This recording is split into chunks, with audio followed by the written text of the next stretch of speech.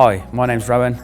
On behalf of HME Logistics, we're going to do a quick presentation on how this CNC router works. It will enable us to take a piece of material like this and put a simple design into it. May seem a little bit daunting at the moment, but with simple instruction, it's quite an easy task to accomplish.